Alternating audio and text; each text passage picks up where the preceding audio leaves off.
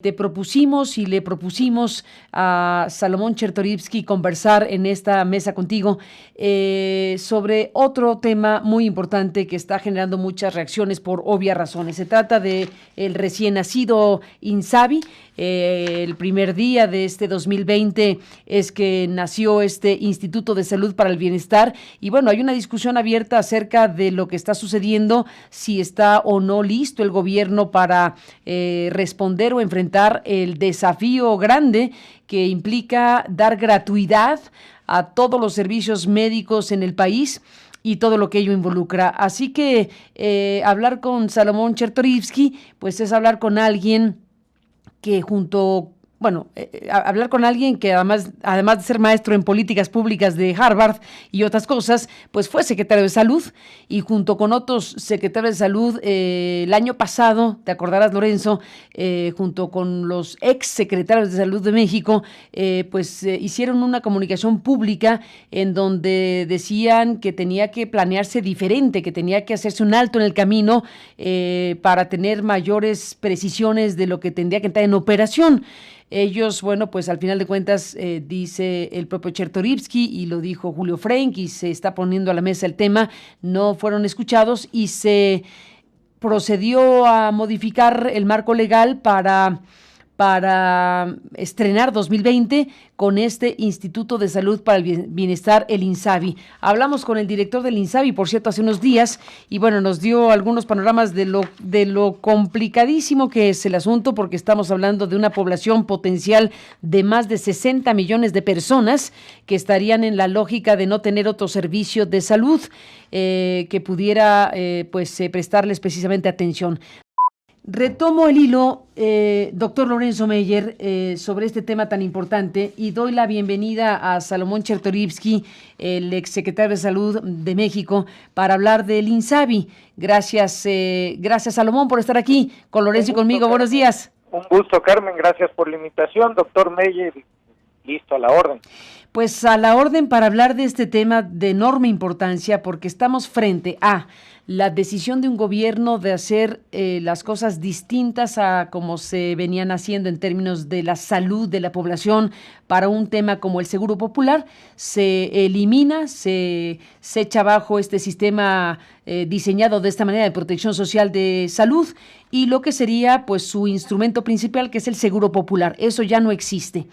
Lo que hoy existe es el Instituto de Salud para el Bienestar, el INSABI, con todas las complicaciones que se han ido reportando a lo largo de estos días del estreno. Llevamos 13 días de un año y en el estreno, bueno, pues se están viendo cosas como que la gratuidad que se promete no solo políticamente, sino legalmente, pues no es un asunto fácil, donde ya el titular del INSABI dice que, bueno, eso será en etapas, en pocas palabras, y lo que ustedes dijeron cuando firmaron aquel desplegado como secretarios de salud, los 6 exsecretarios de salud que firmaron aquel comunicado público del año pasado, bueno, pues no fue del todo atendido por lo que se ve, según ustedes mismos dicen. ¿Cuál es el panorama que se puede describir del tema? Salomón. Sí, Carmen, mira, te lo agradezco. En efecto, desde hace algunos meses, cuando los 6 exsecretarios hicimos público este documento, lo que decíamos es que la salud, el sistema de salud de nuestro país, se fue construyendo de manera incremental, de manera progresiva, siempre basado en diagnósticos, en evidencia, y siempre construyendo sobre lo que existía. No exentábamos al sistema de salud de ninguna manera y al Seguro Popular de fallas, de errores, de los problemas que se tenían identificados, pero sugeríamos respetuosamente que para los cambios que se propusieran, para reformas tan radicales como las que se estaban proponiendo, es decir, de terminar completamente con un sistema y dar paso a uno nuevo, valía la pena hacerlo esto con tiempo, con pausa, estudiando y teniendo toda la evidencia que se pudiera en dónde estaban los errores y lo que se tenía que corregir, y con mucha precisión y mucha puntualidad poder decir lo que se estaba proponiendo, por qué iba a ser mejor y en dónde iba a incidir de mejor manera en la salud de las mexicanas y los mexicanos. Como tú también lo dices, pues no fuimos escuchados.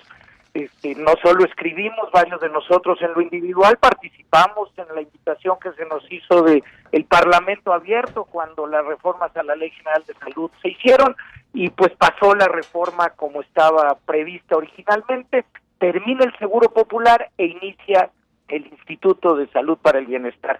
Las preocupaciones más grandes que yo he manifestado, que he escrito, Carmen, es que inicia este nuevo instituto sin reglamentación secundaria, sin reglas de operación, sin un calendario de transición, sin claridad de cómo será el financiamiento para las entidades federativas y para la alta especialidad. Aquí hago una diferenciación. Hasta hoy y desde los 80 el sistema de salud de nuestro país está descentralizado.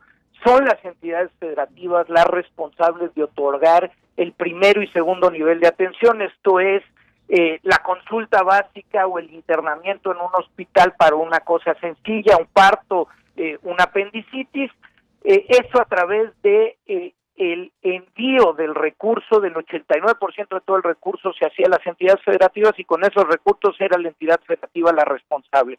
La otra parte era para financiar la alta especialidad, que se pagaba directo a los hospitales que prestaban este servicio, es decir, una mujer iba al Instituto Nacional de Cancerología, se le atendía de un cáncer de mama, se le da su quimioterapia, si era necesaria la cirugía, y después el instituto iba al Seguro Popular y cobraba según un tabulador por el financiamiento de esta atención. Hoy no están claras cuáles van a ser las reglas de financiamiento, y esto genera mucha incertidumbre que trastoca la operación del sistema, que es lo que hemos visto en estos días.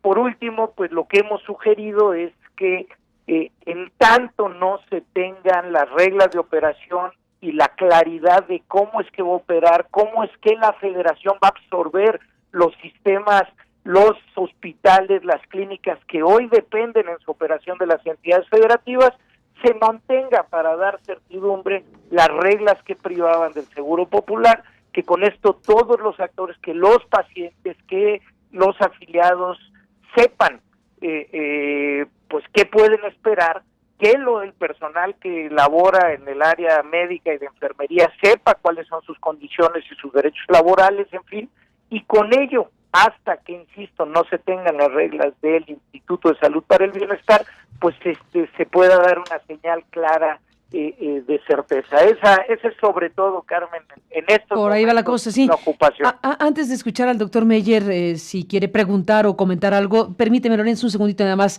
sobre este tema. El marco legal actual efectivamente plantea que los servicios médicos serán o deberán ser gratuitos en todas las fases, en todas las escalas de servicio médico, para todas las clases sociales, para cualquier persona que así lo requiera. ¿Así está dicho la ley? No, Carmen.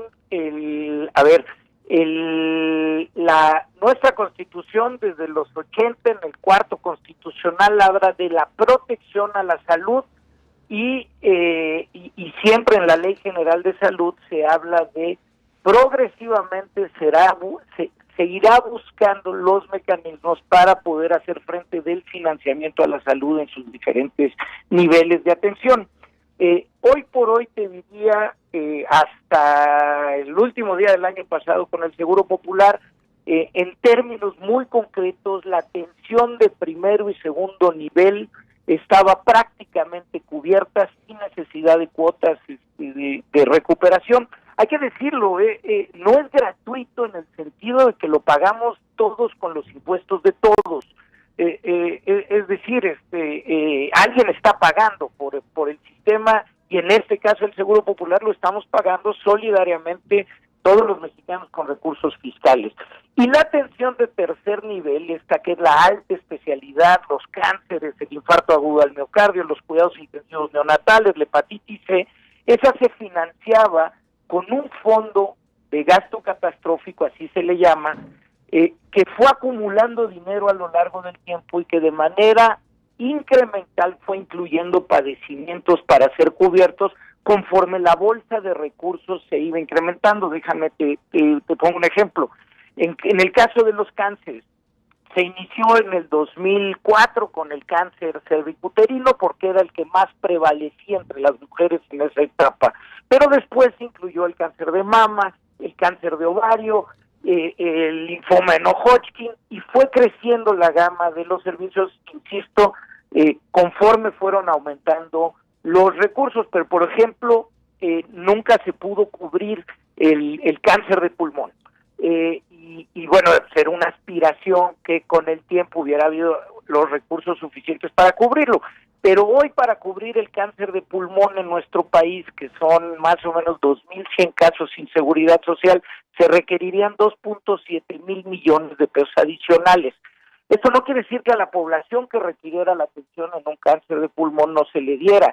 Si llegaba al Instituto Nacional de Enfermedades Respiratorias, mexicana que lo necesitara, se le hacía en servicio social un estudio socioeconómico y de acuerdo a sus capacidades de pago, se le establecía una cuota que podía ir de cero a, si tenía mayores capacidades de pago, a un copago específico.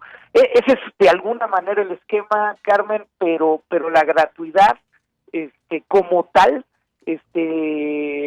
pues se daba en los diferentes niveles conforme a la afiliación al Seguro Popular y con el pago previo, vaya.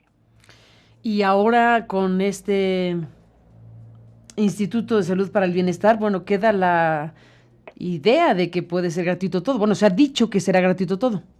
Lo dice la Ley General de Salud, en la reforma que se hizo, pues se prevé que se proveerán gratuitamente los servicios de primero y segundo nivel. Pero no todo. No es posible. Bueno, en la alta especialidad, Carmen, al día de hoy, materialmente esto no es posible. Y hay que decirlo, en ningún país del mundo se financia todo para todos. Es decir, siempre hay catálogos, siempre hay especificidad en qué es lo que se va a tener, por ejemplo, en un cáncer, otra vez, de los que hemos referido, un cáncer de mama, pues se sabe cuáles son específicamente los medicamentos que están cubiertos. Se sabe incluso que si una mujer, por ejemplo, tiene el gen HER2 positivo, que requerirá un medicamento que es más caro, está incluido, pero se especifica porque si no, el decir todo para todos puede llevar, y ha llevado en algunos países, cuando no hay catálogos específicos, pues a la solicitud de una infinidad de cosas que un sistema de salud pública pues nunca pudiera cubrir. Lorenzo Meyer, ¿qué dices aquí con Salomón Chertorivsky en esta conversación? Tremendo tema. Puedo decir muy poco porque otra vez, así como en el caso del niño de Torreón, pues no es mi área, no soy especialista en esto. Un par de puntos. El hecho de que el programa empiece con cierta neblina y que haya cosas que aclarar, a mí me parece muy bien la crítica. Para eso está. Decirles a los responsables, fíjense que tienen que ser más cuidadosos en especificar. Cuando se señaló que va a ser paulatina la gratuidad del instituto, bueno, que tan paulatina, pero también recuerdo, y eso fue hace unos días, o fue, sí, hoy ya no recuerdo, Ricardo Rafael les hace una crítica a los que firmaron esta crítica al INSABI, señalándoles que el Seguro Popular fue también una estructura muy corrupta y que las pruebas, las cifras están en la Auditoría Superior de la Federación, que la señaló en su momento y que nadie de importancia las tomó para hacerle una crítica a ese sistema. O sea, el sistema que se está anulando ha de haber tenido, obviamente, muchos defectos, pero además de los defectos estaba el maldito tema de siempre en México, el de la corrupción. Entonces, hay ese trasfondo a la hora de insistir en un nuevo sistema como parte de la cuarta T y de que quieren transformar muchas cosas.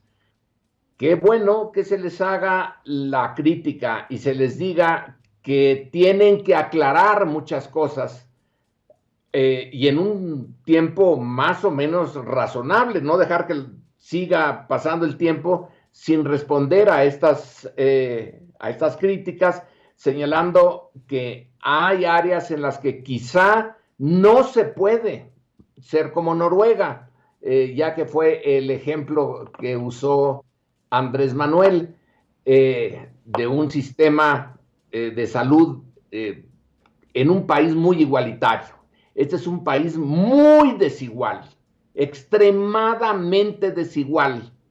Entonces hay unas áreas en que tiene que buscar la gratuidad, porque no hay de otra, pero que lo hagan con mayor rigor en sus esquemas de administrar estos recursos escasos que siempre serán escasos por definición, y las enfermedades van a ir variando, y si se puede triunfar sobre una, ya salió la otra, y ya salió la otra. Este es el cuento realmente de nunca acabar. Siempre habrá un cuadro de enfermedades, no es el mismo de la Edad Media al de ahora, pero siempre estarán los recursos bastante escasos para las necesidades.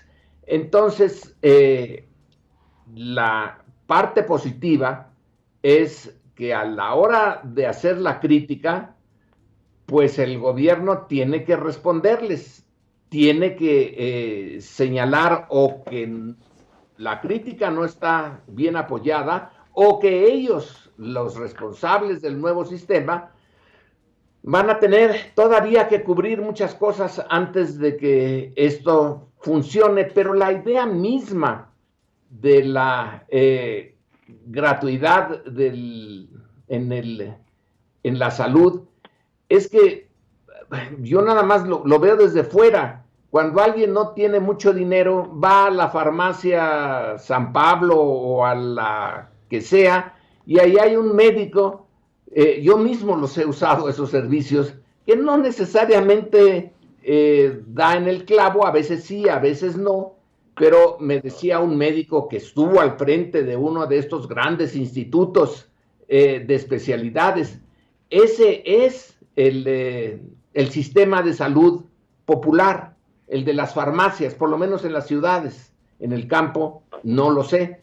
Debemos de superar esa etapa y que no dependamos de la cadena de farmacias. Aquí en México en las ciudades hay farmacias en todos lados, y con médicos que no encontraron trabajo en otra parte. El proyecto que apenas se inicia, pues es un proyecto interesante, ambicioso, pero que tiene que responderle a los responsables en el pasado que le hacen estas observaciones. Aquí hay un conflicto entre pasado, presente y futuro. Andrés Manuel es muy crítico del pasado en todos sus aspectos. El pasado le está criticando algunas de sus innovaciones. Bueno, en este choque inevitable de posiciones y de argumentos, algo positivo puede salir para la sociedad en su conjunto. Así que le sigan haciendo la crítica, va a tener que responder. Es una de las características de este gobierno, que responde más que otros en el pasado. Pues y queda la cosa esta de Ricardo Rafael, que también hay que responderle de parte de los críticos a Ricardo Rafael cuando insiste en el tamaño de la corrupción en el Seguro Popular del pasado inmediato. Así es, seguiremos hablando del tema y desde luego, si no les importa, Salomón Chertorivsky, esto que pide Lorenzo y que es lógico, seguramente ya leíste a Ricardo Rafael en el Universal. Estamos en la parte final del programa y quisiera unos minutos para poder reportar más ampliamente lo de Rodrigo González Barrios en Nayarit, que es importante. Así que si no te importa, Salomón, ¿qué dirías a lo que dice Lorenzo citando a Ricardo Rafael?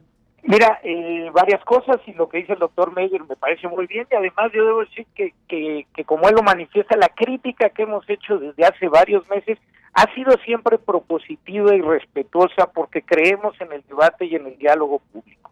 Segundo, en efecto, leo hoy a Ricardo Rafael, el Seguro Popular ha sido de las políticas del Estado mexicano más evaluadas e investigadas. Es cantidad de información la que hay en donde todo lo que generó en materia de virtudes está muy claro, lo que impactó en la salud, lo que impactó en la disminución del gasto empobrecedor. Cerca de 1 millón de mexicanos se dejaron de empobrecer todos los años derivado a que había financiamiento para la salud, como dice el doctor Meyer, en un país tan desigual, profundamente desigual como el nuestro. Y también desde finales de la década pasada, en estos estudios de la operación del Seguro Popular, venían claras las limitaciones de las entidades federativas, de algunas de ellas, en el manejo y en la operación de los recursos.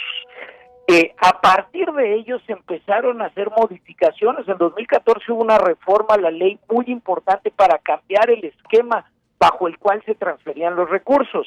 Pero creo que la pregunta válida es, ¿la corrupción es inherente al Seguro Popular o es que en el esquema donde más incrementaron los recursos federales a las entidades federativas había mayor vulnerabilidad? Y la segunda pregunta es, en Pemex no ha habido corrupción, ¿debemos de destruir Pemex de un día para otro o debemos de encontrar cuáles son las reglas, los modelos operativos para combatir la corrupción dentro de Pemex? En el Instituto Mexicano del Seguro Social no ha habido corrupción a lo largo de los años. ¿Debemos de desaparecer el Instituto Mexicano del Seguro Social o debemos de tener reglas claras, precisas y castigar a los rateros al final de cuentas si hay alguien que desvió recursos de los sistemas de salud o de cualquier otro servicio público que se otorgue?